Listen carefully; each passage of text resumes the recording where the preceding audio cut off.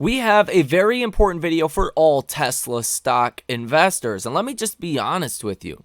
There's a chance Tesla could rally well into the 300s. If some of these things happen that we're going to go over here in this video that have a really good chance of actually happening, it's a possibility. Or it's a possibility that we go into a recession imminently and everything gets destroyed in our markets. There's very rarely going to be a moment in time like this one that there are so many different potential outcomes to the economy and to the market. So I want to break this down for you. Am I bullish? Am I bearish? What am I expecting? What could actually happen with Tesla's deliveries that come out this upcoming Monday? That's the next biggest catalyst for Tesla stock. And how could a rundown in inventory numbers that we are seeing positively affect Tesla's earnings, thus send Tesla well into the $300 range? Could we actually avoid a recession? We're going to go over the bull thesis, the bear thesis, and kind of the middle thesis, if you will, here in this video from now until the end of this year and ultimately into 2024. We also have an analyst that upgraded Tesla stock today and cites the energy and storage business as having the potential to grow to 25 to 30% gross margins. They're currently at 18% and be at 25+% compounding rates of growth over the next coming years. He also cites the potential of licensing deals of full self-driving, which could be coming in the future. This analyst is very bullish on Tesla stock. On top of that, we have lawsuits that have been filed on Tesla today, which if you take a look at the move Tesla made today, up 2.5% in regular trading, up another over 0.5% in after hours, Tesla stock doesn't seem to care about this, but I'm still going to bring you that information because that's what we do here on this channel. If that was not enough to cover in one video, we have major economic data coming out tomorrow morning. In fact, can give us a very good insight to whether or not we are heading into a recession, and it could give the markets a huge move that I think you need to at least know about. You need to know what the expectations are when this data comes out and how it could affect our markets. I'll tell you right now, it's personal spending. Personal spending and consumption is about 70% of GDP. So this will affect Q3 GDP estimates. Before we get into it, the only thing I ask you to do is hit the like button if you're invested in Tesla stock or you are looking to buy more shares over the next coming days and next coming weeks. I personally have started scaling back into more Tesla shares recently. I'm personally hoping for a pullback. Let me know what you would like to see or what your expectations are down below in the comment section. So number one, I want to point this out. I went over this in the video earlier today. It's from Electric. They have barred at 493,000 deliveries. That is false. It's actually 439,200. They made a typo here on this article. I think I made a bigger deal about this in the video earlier than I should have with this new information. So I just want to clarify. It's 439,000 deliveries, not 493,000 deliveries. Okay. So much different numbers here, and if you guys want to kind of fact check that, here you are. They wrote this on Tuesday, 439,200 vehicles. Now, I think something that could give us an upside break to expectations can be inventory. Now, the current expectation from Wall Street is deliveries around 462,000 deliveries. That's the estimate right now. Now, Elon told us this could be down. But the data that we have gotten so far, the numbers that I could tally is around 432,000 to as high as 440,000. That's my personal estimate based on my own numbers, taking in vehicle registration numbers, all of that. But something that could help out deliveries quite a bit could be inventory. So back in January of 2023, Tesla's inventory was 71,000 vehicles. The last quarter's inventory was around 99,000 vehicles, about 19 days worth of inventory. So what we're actually looking at right now is this chart of different models and their inventory. So if this is accurate, which who knows if it truly is, you have seen inventory basically fall off a cliff. So if a lot of inventory was sold that did not get picked up in these numbers, you could see a delivery number that is far higher than expectations. That would be very, very positive. Now, Q3 delivery numbers is by far the biggest near-term catalyst we have for Tesla stock that could send the stock up 5-10% or drop the stock 5 or 10%. But with this inventory argument, either way you put it, inventory probably dropped a lot for Tesla. And I talked about this in the last video, but I'll say it again just so everyone possible can hear this. You're probably going to get really good earnings coming this quarter for Q3, maybe I should say. And that's because these 99,000 vehicles that were held in inventory were produced in Q1, Q2, most of them of 2023. So you've already recognized the expense to make those vehicles, and now Tesla might actually, for the first time in a long time, sell more vehicles than they actually produced, which is far different than what we have seen for the last 6 quarters now. And that could help out margins, your net bottom line, quite a lot for this quarter. Whereas if you look at average analyst consensus estimates for Q3 EPS, that sits at 79 cents, and estimates have been falling. 3 months ago, the estimate was 83 cents. 1 month ago, it was 80 cents, and now, like I said, it's 79 cents. So Tesla could come in with $1 plus of EPS, and that would obviously be huge for Tesla's earnings. So even if we do see a slight miss to deliveries, less than 462,000, you could actually see earnings come in much better than expectations. So I would be a buyer on any weakness that we get coming this upcoming Monday on the delivery number report. I also want to talk about this here in this video. It's Battle Road Research analyst Ben Rose raised his rating on Tesla stock to the equivalent of buy from hold today. He doesn't have a price target, and his rating essentially means he expects Tesla to outperform the S&P 500 over the coming months. Rose sees the potential problems, but points out in the report that Tesla is still, quote, the market-leading EV maker by far, with new models coming out in the coming few years. These models are the Cybertruck pickup and smaller, less expensive electric vehicle due in 2025. Quote, there are no signs of ceding meaningful market share, Rose told Barron's. Tesla is maintaining and building on market share as evidenced by the price cuts. Tesla's market share in the US EV sales in the first half of 2023 is still north of 60%. No competitor is even close. He is also in the Tesla is more than a car company camp, believing there is value in full self-driving software and energy storage business. FSD is Tesla's white whale. Achieving truly self-driving cars will unlock robotaxi business as well as push some commuters to spend thousands as they can reclaim some of their time wasted getting to where they are going. Mass market self-driving technology doesn't exist yet, but it's what Tesla is shooting for. FSD is equivalent to the Tesla charging network, says Rose. Tesla built the largest fast charging network in the country, which became integral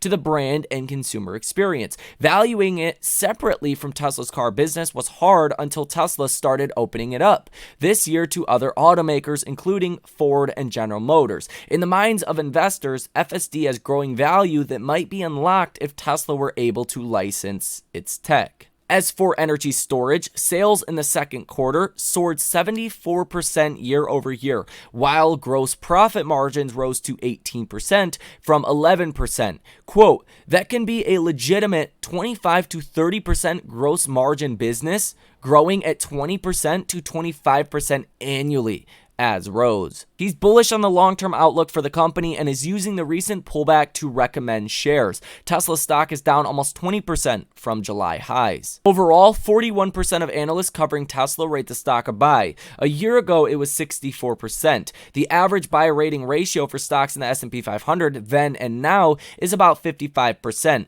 Price cuts and rising interest rates have sapped some analysts' enthusiasm for Tesla stock. This, to me, just shows there's room for more buy ratings and price increases on Tesla. The average analyst price target is about $258 on Tesla stock, down from $318 1 year ago. We also have this news which I think is not bullish or bearish. It really means nothing. I'm not even going to read the headline, but I think it's worth you guys read it. I just think it's outright ridiculous, so we're not even going to acknowledge it, but if you want to read it, go ahead and pause the video. This news, though, could be a little bit more impactful. It's a little confusing. It's probably going to take a long time to actually hash out, but I wouldn't expect too many kind of drastic changes here from any of the other policy that we have seen before. It says non-Chinese brands of electric cars, such as Tesla and BMW, could be examined as part of an ongoing subsidy investigation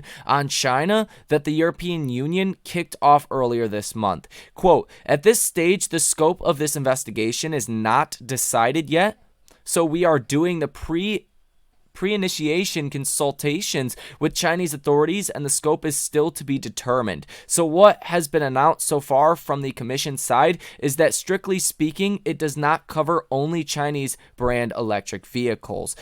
Basically saying there was some preferential treatment here with some companies compared to others when it has to do with subsidies, importing and exporting vehicles.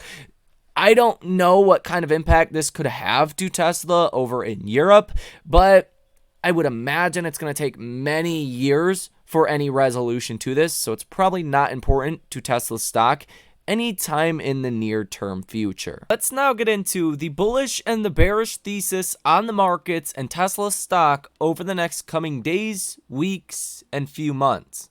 There is a very strong bullish thesis for stocks like a Tesla, for some of your small and mid-cap stocks throughout the rest of this year.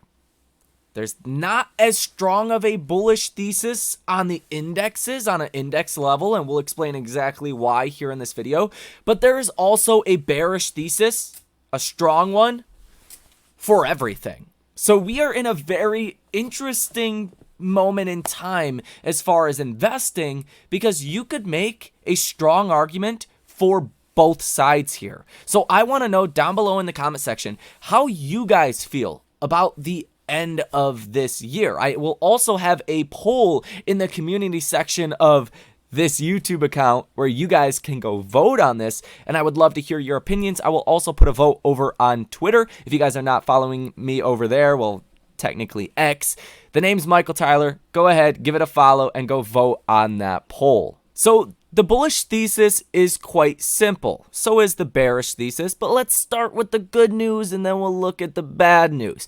So the bullish thesis from now until the end of this year is pretty simple.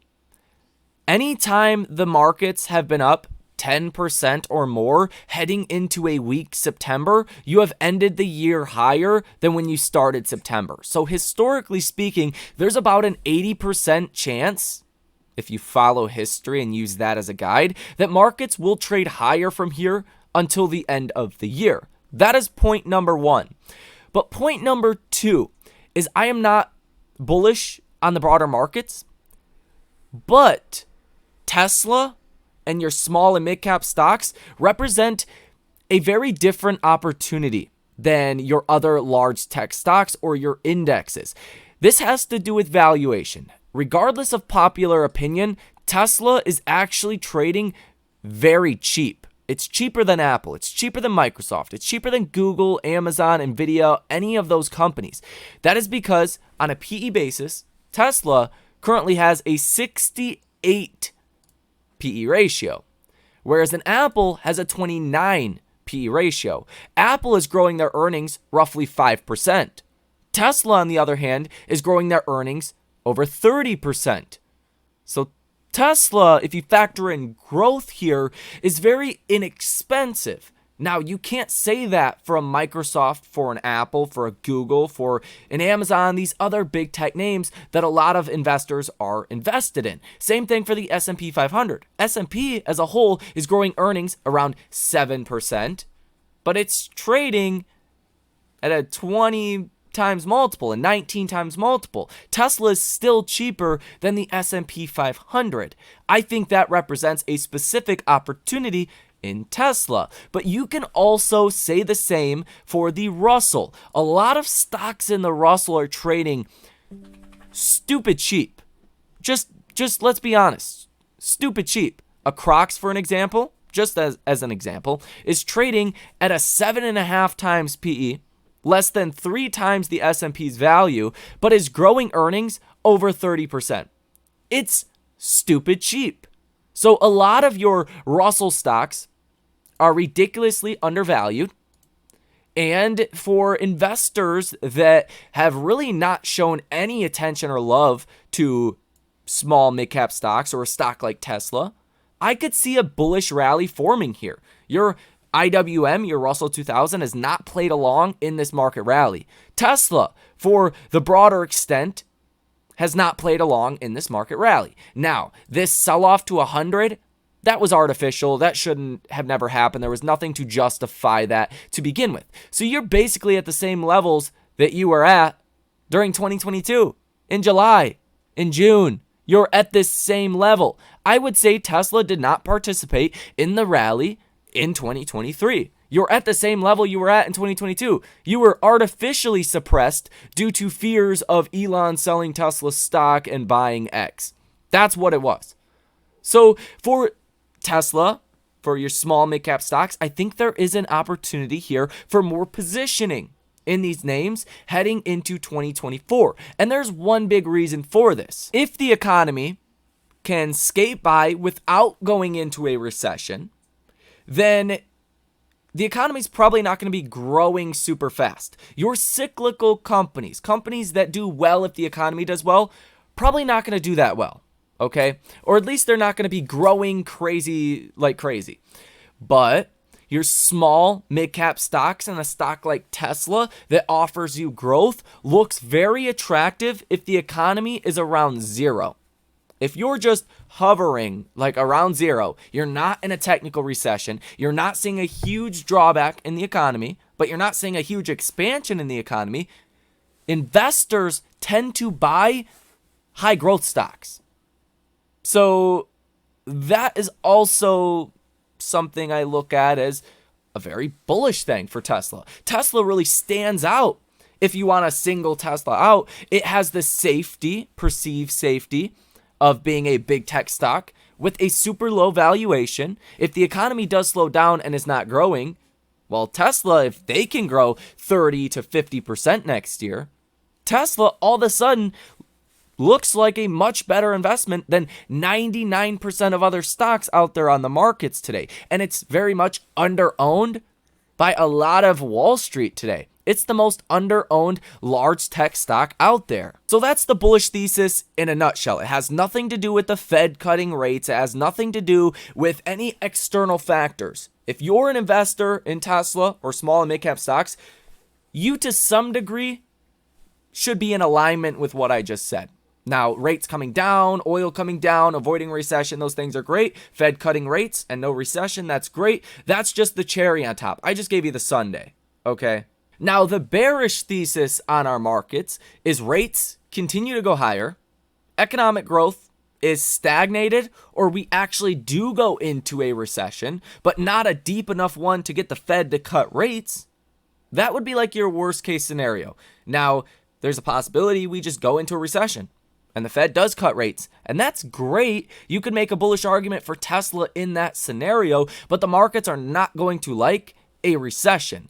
And I was actually speaking to my mother about this last night, 2 nights ago, and I was sitting there just thinking about this logically.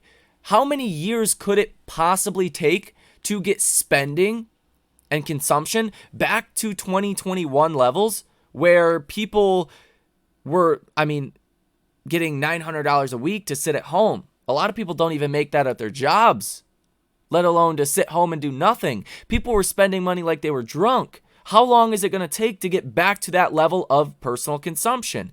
It could take many years. That's the bearish thesis coming out. There's no fiscal, there's no monetary support that is substantial enough to get spending back to those levels, meaning an Apple might not see all-time high for revenue for many years. That's your kind of bearish thesis on our markets. This will take some time to play out. A recession would be the first kind of inning of that, and then you would see the longer term effects being what I just said. Personal spending just does not return to where it is. But then again, in that specific scenario, Tesla, if they can continue to grow at 30 to 50%, Tesla, again, looks like a fantastic stock to own. Considering it's cheaper on a PEG ratio than any other stock and it's highly underowned, you could also make a bullish thesis on that for Tesla as well. But a recession is not great. And the data that we see is not great. You got the Fed that is delusional, drunk, asleep at the wheel, whatever terminology you want to use, and they're not going to cut rates. They should be cutting rates right now. You have the resumption of student loan payments. You have a government shutdown that's coming in just the next couple of days. You have the UAW strike, which is a multi-billion-dollar drag on the economy. You have high inflation, which is essentially eating away all personal savings. Personal savings rates at 3.5%. I would make the argument people are not spending like they are on vacation every day anymore. People are spending and not able to save because the cost of living is so high. So there's problems here, okay? And I'm not going to not acknowledge that. I'm not going to be a permabull. There is problems here. But it's uncertain whether or not we do go into an actual recession or not. The real slowdown in the economy does not happen until regular people, normal people that are not watching this video. You are not normal if you are watching this video. Sorry to say it. You care about your future probably a lot more than the average person. You care about your finances, getting rich more than the average person if you're watching this video. And congratulations. I want as many people here that love this same way I do. But you don't actually see the pain in the economy until it comes across your world news, your local news, that you're in a recession, that people are losing their jobs. That's when people slow down. So if you can skate through without getting that recession headline, then things could be okay in our markets. If you go into a recession and the markets start to make that decision that we are going into a recession, that's where you get a lot more downside for our markets. Not a little downside, a lot more downside. So there's risks out there. But I think either way you put it, Tesla does not look like a bad stock to own for 2024. So all of the data that we get from now until we get kind of a baseline of economic data, until we avoid a recession or go into one, is going to be very, very important. That is because 70% of GDP comes from personal spending and personal consumption. So if people slow down and stop spending, you could very quickly head into a recession. And we get some of the most important data in regards to a recession coming tomorrow morning. So I expect tomorrow could actually be a very big day for the markets, and you could see quite a big move. The data that we get tomorrow is personal spending month over month for August. All of this data comes out at 8:30 in the morning. You're expecting 0.4%. Last month's reading was 0.8%. If we actually pull this up and look at the last year of this data, well, in July, it was 0.8%. It was the highest you have seen in a year, besides this abnormally high spending data in January, which was 1.9%. I don't know how reliable government data really is, but July was the second highest number that you have seen in the last year. If you pull this out to kind of look at the broader picture here, and you look at the last 25 years or so, spending has been pretty good. It's been above trend. If spending does, for whatever reason, start to slow down, which I think it will, that will cause fears of a recession that is to come. We're also going to get personal income month over month, which is expected to go to 0.4%. Last month, it was 0.2%.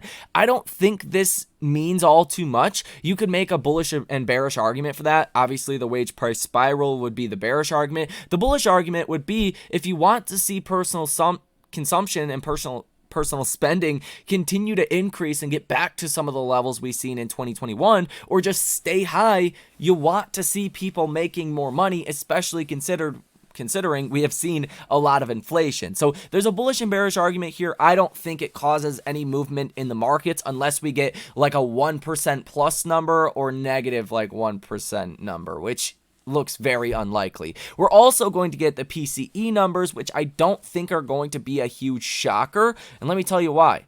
PCE is pretty easy to predict once you have your CPI report. You're expecting PCE year over year to come in at 3.5% and PCE month over month at 0.5%. A lot of this is still dictated by the price of energy, which has recently risen quite a bit. But your core PCE month over month, which is highlighted here in red, is expected to come in at 0.2%. Again, if you see big moves in this data, you will get market reactions. So that's spending, that's income, that's PCE, any big movements for any data, retail sales, CPI, doesn't matter what it is. If you get a big move up or down that is much bigger than expectations, that's where you get a really big reaction in the markets. If everything comes out as expected, you probably don't get a huge reaction in the markets. Same thing for PCE month over month for the core coming tomorrow. If you get like a 0.4 or 0.5%, yeah, markets are not going to like that. If you come in at 0.2%, even 0.1%, markets probably not going to care either, because the Fed made it very clear just CPI coming down, PCE coming down is not enough to get rate cuts. They might raise rates still because GDP is expected to be so high. There's really no good outcome here besides being very close to a recession and getting inflation down to 2%. You need to see economic activity come down according to the Fed. But we could still see a market rally even if the Fed continues to raise rates and keeps rates higher for longer, as long as the economy continues to perform. This is probably the biggest near-term risk for our markets, is the fact that on June 27th, you were expecting 0% Q3 GDP, and today you're expecting 3% Q3 GDP. Now, GDP comes out October 26th. This data read tomorrow morning is going to affect your GDP estimates. So if you were to get a really negative retail sales number, your GDP estimates might come down by quite a bit, and that is what would ultimately give you the downside. People saying, hey, the economy was not as strong as we thought in the month of August. That probably means September's not going to be as strong, and maybe the GDP is going to be lower. That's where you get the market reaction tomorrow. So that is going to do it for this video. Let me know what you think about all of this information down below in the comment section. If you guys made it to the end of this video, you would like to come join the trading community, link down below in the description of this video. My name is Michael Tyler. Enjoy the rest of your day, and I will see you in the next one.